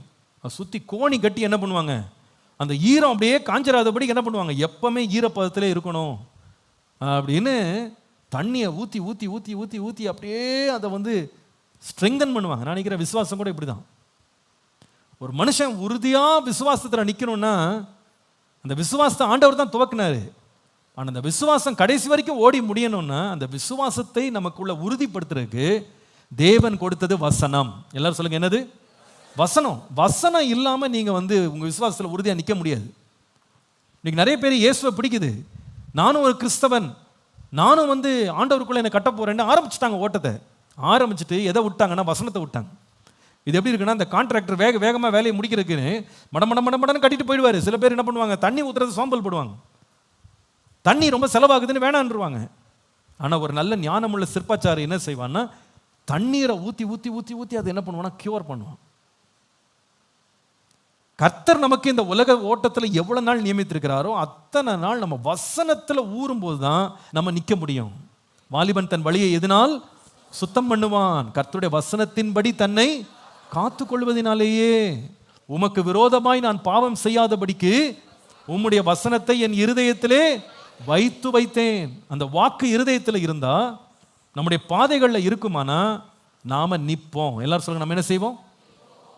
நாம லேசில் சாய மாட்டோம். என்ன பிரச்சனை வந்தாலும் நிற்போம். அதுக்கு தேவை வசனம். அல்லேலூயா. வசனத்தை சும்மா வாசிட்டு போகிறது. சில பேர் பார்த்துருக்கேன், இந்த தண்ணி ஊற்றுறதை பார்த்துருக்கீங்களா? சில பேர் இந்த தண்ணி ஊற்றுவாங்க. பில்டிங்கு தண்ணி ஊற்றுறதை பார்த்தீங்கன்னா விளையாட்டுக்கு ஊற்றுற மாதிரி ஊற்றிட்டு இருப்பாங்க. ஆனால் சில பேர் பார்த்துருக்கேன், எப்படி ஊற்றுவாங்கன்னா அப்படியே நல்லா ஊறுற அளவுக்கு ஊற்றுவாங்க. சில பேர் மேலே அப்படியே தெளிச்சிட்டு வருவாங்க. அப்படியே லைட்டாக தெளிச்சு சும்மா பச்சை ஈரம்ன்றது சும்மா மேலாக்க தெர்ற மாதிரி எல்லோரும் காமிச்சிட்டு போயிட்டே இருப்பாங்க. ஆனால் நல்ல கட்டுறவன் என்ன செய்வான்னா உள்ளே ஊறுற வரைக்கும் அதை என்ன பண்ணுவான்? தண்ணியை ஊற்றுவான். அதே போல் தான் பைபிள் வாசிக்கிறது கூட மேலாக்க தெளிச்சா பத்தாது. அந்த வேதத்தை இரவும் பகலும் என்ன செய்யணும்? தியானிக்கணும். அப்போ தான் உள்ள ஊறும். அது போய் நீங்கள் எவ்வளோ சாப்டர் படிக்கிறீங்கன்றதை விட எவ்வளோ புரிஞ்சு படிக்கிறீங்கன்றது ரொம்ப முக்கியம். ஒரே சாப்டரை ஆவியானவர் நடத்தும் போது 5 முறை கூட திருப்பி படிக்கிற தப்பு இல்லை. ஒரே வசனத்தை நல்லா ஆழமாக உட்கொண்டு அந்த ருசியை எடுத்துட்டு நீங்கள் வாழ்ந்து பாருங்கள். அந்த நாளெல்லாம் உங்களுக்கு அது பெரிய போஷாக்காக இருக்கும். அது ரொம்ப உங்களுக்கு ஸ்ட்ரெங்தன் பண்ணும். வசனத்தை விட்டுறாதீங்க. எவ்வளோ அதிகமாக நீங்கள் வசனத்தில் தேடுறீங்களோ அவ்வளோ ஸ்ட்ராங் ஆகிடுவீங்க. நீங்கள் நிற்க முடியும். உங்களுடைய பலன் உறுதியாக நிற்கும். தேவனை நம்புகிறேன், தேவன் மேல் விசுவாசம் வைக்கிறேன்றவங்களுக்கும் வசனத்துக்கு ரொம்ப ஐக்கியம் சம்பந்தம் இருக்கும். உண்மை உறுதியாய் பற்றிக்கொள்ள எனக்கு கிருபத்தாங்க. வசனத்தை உறுதியாக படிக்க எனக்கு கிருபத்தாங்க. அந்த வசனம் தான் விசுவாசத்தை உருவாக்குது. அந்த வசனம் தான் விசுவாசத்தை பலப்படுத்துது. அந்த வசனம் தான் விசுவாசத்தை உறுதிப்படுத்துது. வசனத்தை விட்டுட்டீங்கன்னா உறுதி போயிடும், நிற்க முடியாது. தேவன் நம்ம உறுதியாக நிற்கிறதுக்கு நம்ம கொடுத்த பெரிய ஆசீர்வாதம் என்னன்னா வசனம். வசனம் வேதத்தை நேசிக்கிறவர்களுக்கு மிகுந்த சமாதானம் உண்டு. அவர்களுக்கு என்ன இல்லை? இடரல் கிடையாது. இடரலற்ற வாழ்க்கை, அசையாத ஒரு வாழ்க்கை என்னன்னா வசனம் தான். புத்தியுள்ள மனுஷன் கற்பாறையின் மேல் ஆழமாய் தோண்டி அவன் என்ன செய்யறானா? அஸ்திபாரம் போட்டு வீட்டை கட்டுறான். காற்று வருது, மழை வருது, வெள்ளம் வருது, வீடு அசையல. ஏன்பா அப்படின்னு கேட்டா, என் வசனத்தை கேட்டு அதன்படி செய்தான். வசனத்தை கேட்டான், அதன்படி செய்யணும்னு நின்னான். வீடு உறுதியா நிற்குது. இந்த உலகத்துடைய எந்த போராட்டமும் அவங்களை என்ன பண்ண முடியல, எதிர்க்க முடியல. நான் உங்களுக்கு அன்பா சொல்லுவேன், உங்க தனிப்பட்ட வாழ்க்கையில அசைறீங்களா? உங்க குடும்பத்தில் ரொம்ப அசைவு வருதா? ரொம்ப ஷேக்கிங் வருதா? யோசித்து பாருங்க. எது மேல வீட்டை கட்டியிருக்கேன்? மணல் மேலையா? சுய பிரயாசத்திலையா? சுய ஞானத்தில் கட்டியிருக்கிறேன்னா? தேவ வசனத்தில் கட்டியிருக்கேனா? வீட்டில் ஒரு பிரச்சனை வருது, எங்கே ஓடுறோம்? நிறைய பேர் பக்கத்து வீட்டுக்கு ஓடுறாங்க. அங்கே ஒரு அக்கா இருப்பா, அங்கே ஒரு அண்ணன் இருப்பான், ஒரு ஃப்ரெண்டு இருப்பான். என்னக்கா என்ன செய்யலாம்? அது கொடுக்குற ஆலோசனை கேட்டிங்கன்னா வீடு குட்டிசுவராக போயிடும், நாசமாக போயிடும் இல்லையா? அப்படிதான் இன்னைக்கு உலக ஆலோசனைகள் வருது. மாம்சத்திற்கு ஏதுவான ஆலோசனைகளை கொடுத்து நல்லா போகிற குடும்பத்தையும் நாசமாக்குறதுக்குன்னே சில பேர் இருக்காங்க. சில பேர் உடனே சொந்தக்காரங்களுக்கு ஃபோன் அடிக்கிறது. நீங்கள் என்ன நினைக்கிறீங்க? அவன் எங்க தள்ளாடிக்கிட்டு இருப்பான், அவன் நினைச்சது சொன்னாலும் நம்ம கதை என்ன ஆகுறது? வசனத்தை ஓடி பாருங்க. பைபிள் என்ன சொல்லுது? இந்த பிரச்சனை எப்படி எதிர்கொள்ளணும், எப்படி நான் போராடணும், எப்படி ஜெயிக்கணும், எப்படி என் வீட்டை நிலைநிறுத்தணும் கேட்டு பாருங்க. கர்த்தர் கொடுக்குற ஆலோசனைப்படி நின்னீங்கன்னா ஆழமாய் தோண்டி காற்றடிச்சாலும் மழை பெஞ்சாலும் வெள்ளம் வந்தாலும் அசையாத ஒரு வீட்டை நிற்க பண்ணுகிற தேவ வசனம். ஒரு ஆமீன் சொல்லுங்கள். அந்த வசனத்தை உறுதியப்படுங்க. நீங்க நிறைய குடும்பங்கள் ஞானத்தை ரொம்ப நம்புறீங்க, இன்னைக்குள்ள உலக போதனைகளை ரொம்ப நம்புறீங்க. நீங்க இளம் குடும்பங்களை நான் பார்க்குறேன். they think they very smart, ரொம்ப ஸ்மார்ட்டாக இருக்கிறாங்கன்னு நினைக்கிறாங்க. எங்களுக்கு உலக அறிவு இருக்குது, படிப்பறிவு இருக்குது, எங்களுக்கு இது இருக்குது அது இருக்குன்னு ரொம்ப அதை நம்புகிறாங்க. நான் கடைசியில் அவங்க லைஃப்பை பார்த்தீங்கன்னா அப்படியே ஷேக் ஆகிட்டு இருக்கு. அதில் உறுதித்தன்மை இல்லை. கொஞ்ச நாள் கூட நிற்க முடியல அவங்களால.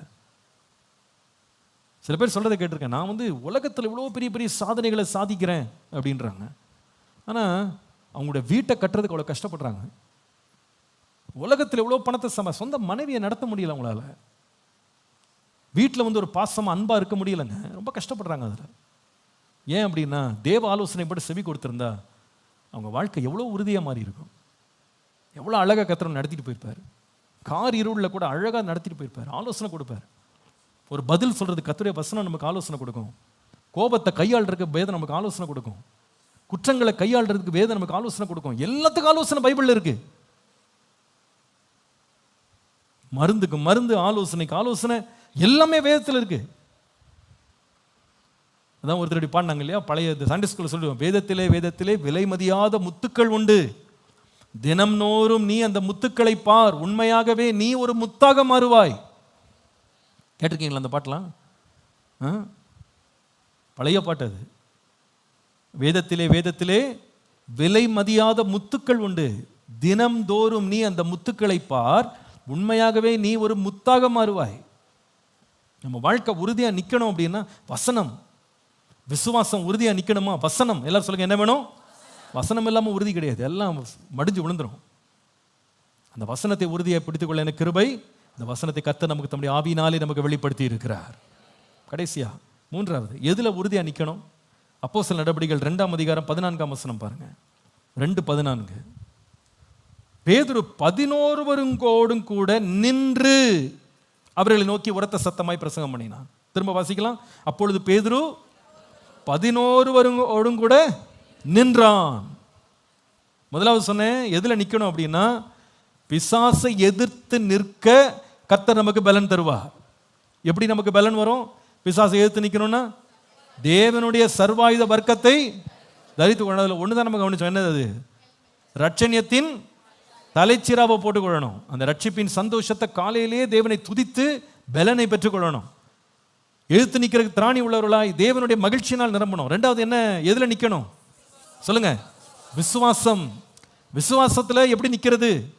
தேவன் நமக்கு தந்த தம்முடைய சத்திய வேத வசனங்கள், அதுல நின்னா விசுவாசம் உறுதியாயிடும். மூன்றாவது, எதுல உறுதியா இருக்க கர்த்தர் கிருபை தர்றாருன்னு கேட்டா ஐக்கியத்தில் உறுதியா இருக்கணும். இந்த பேதுருவை பாருங்க, 11 கூட எழுந்து நின்றான். அவன் தனியா நின்றிருந்தான், அன்னைக்கு பிரசங்கம் எப்படி இருக்குன்னு தெரியல. ஆனா முதல் பிரசங்கம் சபையில கொடுக்கும் போது 11 பேரோடு சேர்ந்து நின்றான். இந்த ஐக்கியத்தில் அவ்வளவு வல்லமை இருக்கு, அவ்வளவு மகிமை இருக்கு, மறந்துடாதீங்க. 2 பேர் ஒருமனப்பட்டு இருக்கிற இடத்துல ஆண்டவர் தம்முடைய பிரசனத்தை தருகிறார். 2 பேர் ஒருமனப்பட்டு எதை கேட்டாலும் கர்த்தர் அதை அவர்களுக்கு தருகிறார். அல்லேலூயா. இதோ சகோதரர் ஒருமித்து வாசம் பண்ணுவது எத்தனை நன்மை, எத்தனை இன்பம். 133ஆம் சங்கீதம் சொல்லுது, அங்கே கர்த்தர் என்றென்றைக்கும் ஆசீர்வாதத்தையும் ஜீவனையும் கட்டளையிடுகிறார் என்று வாசிக்கிறோம். இந்த ஆசீர்வாதம் கட்டளையிடப்படுவதற்கு ரொம்ப உறுதியா இருக்க வேண்டியது என்னன்னா ஐக்கியம். எங்க ஒரு வீடு ஒன்றுக்கு விரோதமாய் ஒன்று விரோதம் கொண்டிருக்கிறதோ அந்த வீடு நிற்காது, அந்த குடும்பம் நிற்காது. ஐக்கியம் தேவை. இந்த பேதுருடைய வாழ்க்கையை நான் பார்க்குறேன், இந்த சீஷர்களை பார்க்குறேன். கொஞ்ச நேரத்துக்கு முன்னாடி அவங்க எப்படி இருந்தாங்கன்னா யார் பெரியவன்னு சண்டை போட்டுக்கிட்டு இருந்தாங்க. அவங்களால ஐக்கியமாக இருக்க முடியல. ஆனால் இந்த இடத்துல அவங்க என்ன செய்தாங்கன்னா ஐக்கியமாக நின்னாங்க. எப்படி நிற்க முடிஞ்சதுன்னு கேட்டால், இந்த சம்பவத்துக்கு முந்தின வசனங்களை படிக்கிறோம். அவர்கள் எல்லார் மேலும் பரிசுத்தாவி இறங்கினார். ஆவியினால் நிரம்பி இருந்தாங்க. அந்த ஆவியினால் நிரம்புவதற்கு ஜெபத்தில் தரித்திருந்தாங்க. ஜெபித்து தேவனுடைய ஆவியினால் நிறைந்திருந்த பொழுது ஆவியானுடைய இருதயங்கள் எல்லாம் ஒன்றா கட்டிட்டார். நான் அன்பா சொல்லுவேன், கர்த்தருடைய ஆவியானவர் இறங்கி நம்முடைய இருதயங்கள் எல்லாம் ஐக்கியத்தில் கட்டி நிற்க வைக்க வேண்டுமானா ஒன்றுக்கு கவலைப்படாம எல்லாவற்றுக்காக ஜெபம். ஜெபத்தினால் ஒரு பெரிய ஐக்கியம் உண்டாகுது. பிரிந்திருக்கிறவர்களையும் தேவன் தம்முடைய சமூகத்தினால் இணைக்கிறார். பலத்தினாலும் அல்ல, பராக்கிரமத்தினாலும் அல்ல, என்னுடைய ஆவியினாலே ஆகும். ஒருவேளை நீங்க எந்த இடத்துலயாவது ரொம்ப பிரிஞ்சிருக்கீங்களா? ஐக்கியமா நிற்க முடியலையா? நிறைய வேளை அந்த பிரச்சனையை பற்றி ஊருக்கெல்லாம் நம்ம சொல்றோம், எல்லாத்தையும் போய் நம்ம பறைசாற்றுறோம், மற்றவங்கள்ட்ட எல்லாம் போய் நம்ம மனசெல்லாம் கொட்டி தீக்கிறோம். ஆனால் யார்கிட்ட சொல்ல மறந்துடுவோம்? நான் கர்த்தர்ட்ட போய் ஜெபம் பண்ண மறந்துடும். தேவனிடத்தில் போய் அதை ஜெபம் பண்ணி பாருங்களேன். அந்த பிரச்சனையை போய் கர்த்தர்ட்ட ஒப்பு கொடுத்து பாருங்களேன். ஆண்டவரே, என் குடும்பம் இப்படி இருக்கேப்பா, எங்களால் 2 பேரும் பேச முடியல, எங்களால் ஐக்கியமாக இருக்க முடியல, ஒன்றாக இருக்க முடியல, இப்படிப்பட்ட ஒரு பிரிவினையின் சக்தியை உள்ளே கொண்டு வந்துட்டானே ஆண்டவரே, இப்படிப்பட்ட போராட்டத்தை உள்ள கொண்டு வந்துட்டான், என்ன செய்யணும் ஆண்டவரே? இதில் நீங்கள் தலையிடுங்க, ஒன்றா நிற்க வைங்கன்னு சொல்லி பாருங்க, கர்த்தர் தலையிடுவார். ஆவியானவர் இறங்கி வரும்போது எல்லா பிரிவினைகளையும் மாற்றி, யார் பெரியவன் சொல்லிட்டு இருந்த இடத்துல 11 பேரோடு நின்று அவன் தேவனுடைய வார்த்தையை அறிவித்தான். நிற்கணும். அது நிற்கிறதுக்கு தான் ஆண்டவர் நம்ம கிருபையாக தம்முடைய ஆவியானவரை தந்திருக்கிறார். அதை பெறுவதற்கு செய்ய வேண்டியது ஜெபம். எல்லாவற்றுக்காக ஜெபம் பண்ணுங்க. பிரச்சனைகள் போராட்டங்கள் வரும்போது மனுஷன்ட்ட போய் சொல்வதை விட, சுய புத்தியில சார்வதை விட கர்த்தரை நம்பி அவர்கிட்ட போங்க. உன் சுய புத்தியின் மேல் சாயாமல் உன் முழு இருதயத்தோடும் கர்த்தரில் நம்பிக்கையாக இருந்து உன் வழிகளில் எல்லாம் அவரை நினைத்துக்கொள். அப்பொழுது அவர் காரியங்கள் எல்லாம் பாதைகள் எல்லாம் என்ன பண்ணுவார்? செவ்வையாக்கிடுவார். பிரச்சனைகள் எல்லாம் ஆண்டவர் பெரிய, எந்த பிரச்சனையும் அவர் தீர்க்க தேவன் வல்லவர். மனுஷனால் இது கூடாதுதான், தேவனாலே எல்லாம் கூடும். தேவனாலே கூடாத காரியம் ஒன்றுமே. உண்மையாக அவர் சகலவற்றையும் செய்ய வல்லவர். இதை விசுவாசிக்கிறீங்களா? நீங்கள் விசுவாசிக்கிறீங்களா? கர்த்தரால் எல்லாம் முடியும். நிறைய பேர் என்னென்னா எல்லாத்துக்கு இதுக்கு ஆண்டவரை தொந்தரவு பண்ணிக்கிட்டு பாவம் அவரே ரொம்ப பிஸியாக இருக்காருன்னு நினச்சிட்டு இருக்காங்க. சில பேர் சொல்லுவாங்க, சில பேர்கிட்ட நான் உங்கள்கிட்ட கேட்கலான்னு தான் நினச்சேன், நீங்களே ரொம்ப பிஸியாக இருக்கீங்க, உங்களை தொந்தரவு பண்ண வேண்டாம்னு சொல்லிட்டு உங்களுக்கு நான் என்ன பண்ணலை, சொல்லலை. ஆமாம், மனுஷனுக்கு வந்து ஒரே நேரத்தில் கொஞ்சம் பிரச்சனை தான் கையாள முடியும். நம்ம தேவன் உலகத்தையே சுமக்கிறவர். மனுஷனுடைய அத்தனை பாவங்களை தன்மேல் சுமந்து கொண்ட வல்லமை உள்ளவர் நம்முடைய தேவன். அவர் சொல்கிறார், வருத்தப்பட்டிருக்கியாப்பா, வா நான் அதுக்கு தான் இருக்கேன். வருத்தப்பட்டு பாரம் சுமக்கிறவர்களே நீங்கள் கொஞ்சம் கொஞ்சமாக வாங்கப்பா, ஒவ்வொருத்தராக வாங்க, டோக்கன் வாங்கிட்டு வாங்கன்னு சொன்னாரா? என்ன சொன்னார்? நீங்கள் எல்லாரும் என்னிடத்துல வாருங்கள், நான் உங்களுக்கு என்ன கொடுப்பேன். நம்ம தான் போகிறதில்ல, அதான் பிரச்சனை. நம்ம வருத்தத்தை வச்சுட்டு நம்மளே குழு அமைச்சிக்கிட்டு நம்மளே பேசிக்கிட்டு நம்மளே டிஸ்கஸ் பண்ணிக்கிட்டு கடைசியில் இருக்கிற வருத்தம் இன்னும் அதிகமாக போயிடுது, இன்னும் பாரம் இன்னும் அதிகமாக போயிடுது. ஐக்கியங்கள் குலைஞ்சு தான் போகுது. அதிக வசனிப்பினால் என்ன உண்டாகுது? அதிக கோபம், அதிக விரிசல், அதிக பிரச்சனைகள் இன்னும் பெருகுது. தேவ சமூகத்தில் போய் உட்காந்து பாருங்க, எல்லாவற்றையும் சீர்படுத்துகிறவர் கர்த்தர். எல்லாவற்றையும் அவர் சீர்படுத்துவார், எல்லாவற்றையும் குணமாக்குவார். அவரை நோக்கி பார்த்த முகங்கள் பிரகாசமானது, அவர்கள் வெட்கப்பட்டு போவதே இல்லை. எதில் நிற்கணும் இன்னைக்குன்னு கேட்டால் ஐக்கியத்தில் நிற்கணும். ஐக்கியத்தில் தேவன் ஒருமனப்படுத்த முடியாத காரியம் ஒன்றுமே கிடையாது. நான் அதை படிக்கும்போது இந்த 11 பேரோடு பேதுரு நின்றான்ற போது அது பெரிய அதிசயமாக நான் பார்க்குறேன். என்னடா ஒன்றா உட்காந்து சாப்பிடக்கூட முடியல அவங்களால, ஒரு இடத்துல உட்கார முடியல அவங்களால, ஒன்றா நின்னாங்க பாருங்க. எனக்கு ரொம்ப ஆச்சரியமாக இருக்குது. இது ஏன் நடந்தது தெரியுமா? அப்போது யோவான் எழுதின சுவிசேஷம் 17ஆம் அதிகாரம் முழுசும் நீங்கள் படிச்சிங்கன்னா அது இயேசுனுடைய பிரதான ஆசாரிய ஜெபத்தை பற்றி படிக்கலாம். அந்த ஜெபம் ஃபுல்லாக என்ன ஜெபம் பண்ணியிருக்கிறார்? ஆண்டவரே, நாம் ஒன்றாக இருக்கிறது போல் அவர்கள் எல்லாம் ஒன்றாக இருக்கணும் நான் வேண்டிக் கொள்கிறேன். அவர் இந்த சீஷர்களுக்காக ஜெபம் பண்ணார். கடைசியில் அப்போஸ்தலர் நடபடிகள் 1ஆம் அதிகாரத்தில் படிக்கும்போது அவர்கள் எல்லாரும் இயேசுவின் தாயாக மரியாளோடும் ஸ்திரீகளோடும் எல்லாரும் என்ன செய்தாங்க? ஒருமனப்பட்டு ஜெபத்திலே தரித்திருந்தாங்க. அவங்க ஜெபித்து கொண்டிருக்கும் போதே பரிசுத்த ஆவியானவர் வந்து இறங்கினார், இந்த இடத்தை அசைத்தார். ஆனால் இவங்களெல்லாம் நிற்க பண்ணிட்டார். என்ன அருமையாக ரெண்டாங்க பாருங்க. ஜெபம் எவ்வளோ முக்கியமானது பாருங்க. நம்ம வாழ்க்கையில் பிரச்சனை வராதுன்னு கிடையாது, வரும். ஆனால் பிரச்சனைகள் நடுவில் எல்லாத்தையும் தேவனிடத்தில் கொண்டு போய் கொடுத்து பாருங்க, சகல விதமான அதிசயங்களை நம்ம வாழ்க்கையில் கர்த்தர் காண பண்ணுவார். ஹல்லேலூயா. இந்த வார்த்தை யாராவது ஒரு மனைவிக்கு தேவையாக இருக்கலாம், ஒரு கணவனுக்கு இன்றைக்கி தேவையாக இருக்கலாம், ஒரு பெற்றோருக்கு தேவையாக இருக்கலாம். நம்ம நிறைய பிரச்சனைகளை பற்றி பேசுகிறோம், ஆனால் ஜெபிக்கிறது இல்லை. அறை வீட்டை பூட்டி கொண்டு போய் ஜெபம் பண்ணி பாருங்க. வீட்டில் ஜெபிக்க முடியலையா? சத்தம் போட்டு ஜெபிக்கணும்னு ஆசைப்படுறேன், என் கவலையெல்லாம் கொட்டணும்னு நான் நினைக்கிறேன். அன்னாளை போல தேவாலயத்துக்கு வாங்க. இருதயத்தில் உள்ள வேதனையெல்லாம் கொட்டிட்டா வந்து ஆண்டவர் கிருபையில் நம்ம சபையில் இது பெரிய கிருபை ஆண்டவர் கொடுத்துருக்கிறார். ஜெப அறைகளை உண்டாக்கி இருக்கிறார். அதில் தனியாக ஜெபம் பண்ணுறதுக்கு 2 பேரா ஜெபம் பண்ணுறதுக்கு 5 பேரா ஜெபம் பண்ணுறதுக்கு 10 பேரா ஜெபம் பண்ணுறதுக்கு எல்லாம் அறைகள் இருக்கு. ஒரு நேரம் எடுத்துகிட்டு வீட்டில் இருந்தாலே பைத்தியம் பிடிக்கிற மாதிரி இருக்குது பாஸ்டர். அவ்வளோ பிரச்சனை தலைக்கு மிஞ்சி போகுது. வேலையெல்லாம் முடிச்சுட்டு கிளம்பி ஒரு மணி நேரம் தேவ சமூகத்தில் வந்து மன்றாடி ஜெபம் பண்ணி பாருங்க. நல்லா சத்தம் போட்டு ஜெபம் பண்ணலாம். கதவை அடைச்சிக்கிடுங்க, நல்ல சத்தம் போட்டு ஜெபம் பண்ணுங்க. நான் சொல்லுவேன், தேவன் உங்களுக்காக எழுந்து யுத்தம் பண்ணுகிறத நீங்கள் பார்ப்பீங்க. ஹல்லேலூயா. பிரிவினை கொண்டு வருகிற எல்லா பொல்லாத கிரியைகளை தேவன் அதம் பண்ணி ஒரு பெரிய ஐக்கியத்தை உண்டு பண்ண தேவன் வல்லவர். முடிவில் என்ன தெரியுமா? ஒவ்வொரு விசுவாசி நிற்கணும். எல்லாரும் சொல்லுங்க, என்ன செய்யணும்? தைரியமா சொல்லுங்க, நிற்கணும். நிற்கணும். நீ சொல்றத பதில் பயமா இருக்கு, இதெல்லாம் மயங்கி விழுந்துடுற மாதிரி. என்ன செய்யணும்?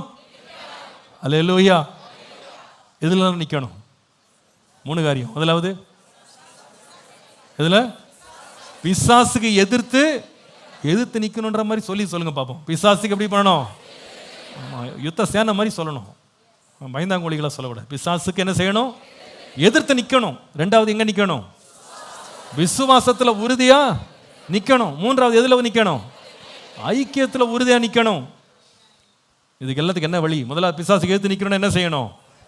தேவன் சர்வாயுத வர்க்கம், தேவனுடைய சர்வாயுத வர்க்கத்தை தரித்து கொள்ளணும். 2வது விசுவாசத்தில் நிற்கணும்னா என்ன வழி? வசனத்தில் உறுதியா இருக்கணும். வசனத்தை பிடிச்சிட்டோம்னா தான் நிற்க முடியும் விசுவாசத்தில். 3வது ஐக்கியத்தில் நிற்கணும்னா ஜெபம். ஆண்டவரே, நாங்கள் நிலை நிற்க எங்களுக்கு நீ தந்த இந்த கிருபைக்காக ஸ்தோத்திரம். இது 3ஐயும் கர்த்தர் நமக்கு ஓப்பன் பண்ணி கொடுத்துருக்கிறார். முதலாவது ஆண்டவர் நமக்கு எதை கொடுத்துருக்கிறாரு? சர்வாயுத வர்க்கத்தை கொடுத்துருக்கிறாரு. தேவன் நமக்கு தந்த 2வது பெரிய கிருபை அல்லது தயவு என்னன்னா வசனத்தை கொடுத்துருக்கிறாரு. மூன்றாவது, அவரை எந்த நேரம் கூப்பிடுறதுக்கு தேவன் வாசலை திறந்து வச்சிருக்கிறாரு. தைரியமா போங்க, கிருபாசனத்தில் இன்னைக்கு ஓடுங்க. ஏற்ற சமயத்திலே சகாயம் செய்யும் கிருபை அடைவதற்கு கிருபாசனத்தில் கர்த்தர் நமக்காய் காத்திருக்கிறார். அவரை அண்டிக் கொள்ளுங்க. கர்த்தர் இந்த நாளில் நிற்க பண்ணுவாராக. தளர்ந்த முழங்கால்களை எல்லாம் தேவன் உறுதிப்படுத்துவாராக. அல்லேலூயா. எத்தனை பேர் வாஞ்சிக்க நிற்கணும்? ஆண்டவரே, நான் தனியாக நிற்கணும், என் குடும்பம் நிற்கணும், என் வாழ்க்கை நிற்கணும். சரிஞ்சு விழுந்த ஒரு வாழை மரம் மாதிரி இருக்கக்கூடாது. கொலை கொலையா என்ன பண்ணுறாங்க, கனி கொடுக்குறாங்க, ஆனால் நிற்க முடியல. நிறைய கிருபை இருக்கு அவங்களுக்கு, நிறைய வரங்கள் இருக்கு, நிறைய தாளந்துகள் இருக்கு, நிற்க முடியல, மொத்தன்னு விழுந்து கிடக்குறாங்க. ரொம்ப கஷ்டமா இருக்கு அவனை பார்க்கறதுக்கு. என்ன அப்படி இருக்கக்கூடாது. என்ன பண்ணணும்? நிற்கணும். சில பேர் உயரமா கட்டிட்டாங்க, பெரிய உயரமா இருக்காங்க, ஆனால் நிற்க முடியல, காற்றுல ஆடுது. சின்ன காற்று வந்தால் கூட ஆடிடுது. அப்படி இருக்கக்கூடாது, நிற்கணும். சில பேருக்கு ஜீவன் இருக்கு, நிற்க முடியல. நான் இன்னைக்கு விசுவாசிக்கிறேன், ரொம்ப வருஷம் ஆச்சு பாஸ்டர் ஒழுங்கா நின்று. நான் சொல்றது உங்களுக்கு புரியுது நினைக்கிறேன். எழுந்து நிமிந்து கிடையாது, ரொம்ப கஷ்டமா இருக்கு பாஸ்டர், கூனி குறுகி போயிருக்கேன், என் வாழ்க்கையே அப்படி போயிடுச்சு, என் குடும்பமே அப்படி கூனி குறுகி நிற்கிது சொல்றீங்களா? தேவன் அவனை நிலை நிற்க பண்ணுவார். இந்த வார்த்தையை எனக்கு எல்லாம் ஆழமா உங்களுக்குள்ள எடுத்துக்கொள்ளுங்க. தேவன் என்னை நிலை நிற்க, என் அழைப்புல நிற்க பண்ணுவாரு, என் விசுவாசத்துல நிற்க பண்ணுவாரு, என் பிசாசு எதிர்த்து நிற்க பண்ணுவாரு. அல்லேலூயா. ஆண்டவரே, எல்லா நிலையில நின்று பிடிக்க எனக்கு கிருபை. கரங்களை ஊத்தி ஸ்தோத்திரம் பண்ணுவோம். அல்லேலூயா. நன்றி அப்பா, நீர் கொடுத்த வசனத்திற்காக நன்றி. நிற்க பண்ணும். கர்த்தர் கொடுக்கிற காணிக்கைகளை எடுத்துக்கொள்வோம். ஜெபிக்கிறேன். அன்பின் ஆண்டவரே, இந்த நாளிலே எங்களுக்கு நீ தந்த ஆசீர்வாதத்தில் அந்த மனப்பூர்வமாய் மகிழ்ச்சியோடு உமக்கு நாங்கள் கொடுக்கிறோம். எங்களை நிலை நிற்க பண்ணுகிற கர்த்தர் தயவு கூர்ந்து எங்களை பலப்படுத்தி இன்னைக்கு நாங்கள் கேட்ட வசனத்தின்படி ஒன்றிலே நாங்கள் சோர்ந்து விழுந்து விடாதபடி நிலை நிற்க எங்களுக்கு கிருபை தார். நிறைய பேர் ரொம்ப நல்ல பிள்ளைங்க தான், நல்ல விசுவாசிங்க தான், ஆனால் நிற்க முடியல. சின்ன காரியத்தோடு நிற்க முடியல. சின்ன காத்துக்கு விழுந்துடுறாங்க. சின்ன காற்று அப்படியே பதற போல் அடிச்சுட்டு போகிறான். இல்லை, நிற்கணும். நான் இந்த ஆரம்பித்த இந்த ஓட்டத்தில் கடைசி வரைக்கும் நிற்கணும், நிற்கணும், நிற்கணும். இன்னைக்கு இந்த வார்த்தையை உங்கள் உள்ளத்தில் ஆண்டவர் ஆழமாக பதிக்கணுமா? தேவன் உங்களை நிலை நிற்க பண்ணுவா. அவர் உங்களுக்காக எல்லாத்தையும் ஆயத்தம் பண்ணிட்டார், நமக்காக எல்லாத்தையும் ஆயத்தம் பண்ணிட்டார். நம்ம நிற்கிறதுக்கு என்னென்ன வேணுமோ எல்லாத்தையும் ஆயத்தம் பண்ணிட்டார், எல்லாத்தையும் ஆயத்தம் பண்ணிட்டார். எவ்வளோ பெரிய பாரம் இருந்தாலும் நம்ம தவண்டு போக மாட்டோம், நிற்போம். கத்துறதுக்கு நமக்கு ஏற்கனவே வேண்டிய எல்லா உதவிகளை ஆயத்தம் பண்ணிட்டாரு. வெள்ளம் போல சத்ரு வரலாம், ஆனா உள்ளத்தை உறுதியா வச்சுக்கிற கர்த்தர் நமக்கு வசனத்தை ஏற்கனவே கொடுத்திருக்கிறாரு. எவ்வளோ பெரிய சிற்றின்பங்கள் நம்மளை அசைக்கிறதுக்கு வரலாம், ஆனா நமக்கு ரட்சிப்பின் சந்தோஷத்தை ஏற்கனவே கொடுத்துட்டாரு. எவ்வளோ பிரிவினையின் சக்திகள் நமக்கு விரோதமா கிரியை செய்யலாம், ஜெபித்து போராடுற வல்லமையை கர்த்தர் நமக்கு கொடுத்திருக்கிறாரு. ஆண்டவரே, நான் அதை எடுத்துக்கொள்ள கிருபை தாரோம். தேவனாலே நான் நிற்பேன். ஆண்டவரே, என் தேவனால் நிற்பேன். தேவன் அவனை நிலை நிறுத்த வல்லவர். கரங்களை வைத்து சொல்லுங்க, தேவன் என்னை நிலை நிறுத்த வல்லவர். தேவன் என்னை உறுதியாய் நிற்க பண்ணுவா. சொல்லுங்க, வாயை திறந்து இன்னொரு முறை, தேவன் என்னை உறுதியாய் நிற்க பண்ணுவார். இன்னொரு முறை சொல்லுங்க, தேவன் என்னை உறுதியாய் நிற்க பண்ணுவார்.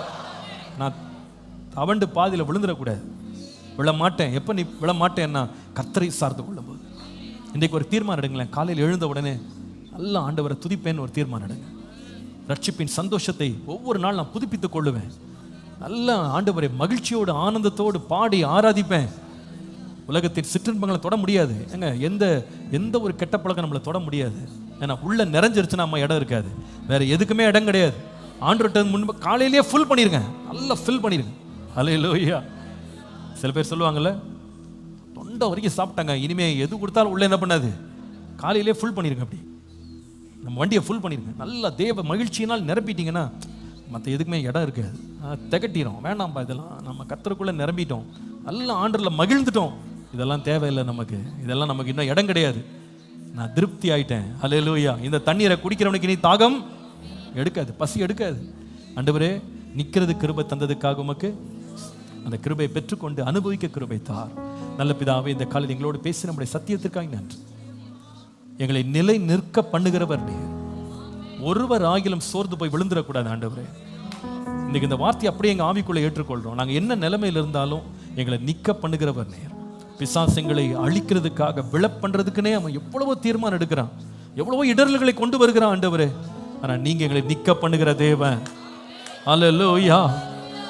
பலமாக நின்று உமக்காக ஓட கிருபை தாங்க. எங்களை சத்துவத்தினால் இடை கட்டுங்க, தொடர்ந்து வழி நடத்துங்க. ஒவ்வொரு வாலிப பிள்ளை நிக்கணும், ஒவ்வொரு சகோதரன் நிக்கணும், ஒவ்வொரு கணவன் நிக்கணும், மனைவி நிக்கணும், குடும்பம் நிக்கணும். விழுந்து போன தாவீதின் கூடாரத்தை கூட நீர் எழுப்பி நிறுத்த வல்லவர். நீங்க நிலை நிறுத்துங்க ஆண்டவரே, நிலை நிறுத்துங்க ஆண்டவரே. உம்முடைய மகிமை விளங்க பண்ணுங்க.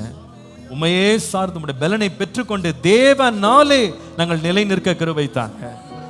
உம்முடைய பரிசுத்த நாமம் மகிமைப்படட்டும். இயேசுவின் நாமத்தில் பிதாவே. நம்முடைய கர்த்தராகிய இயேசு கிறிஸ்துவின் கிருபை, பிதாவாகிய தேவனுடைய அன்பு, பரிசுத்த ஆவியானவருடைய அந்யோன்ய ஐக்கியம், சமாதானம், ஆசீர்வாதம் நம் அனைவரோடும் கர்த்தருடைய வருகை பரியந்தம் நிலைத்திருப்பதாக. என் ஆத்துமாவே கர்த்தரை ஸ்தோத்ரி, முழு உள்ளமே ஒரு பரிசுத்த நாமத்தை ஸ்தோத்ரி. என் ஆத்துமாவே கர்த்தரை ஸ்தோத்ரி. கர்த்தர் செய்த சகல உபகாரங்களை மறவாதே. அவருடைய அக்கிரமங்கள் எல்லாம் மன்னித்து, நோய்கள் எல்லாம் குணமாக்கி, பிராணனை அழிவுக்கு விலக்கி மீட்டு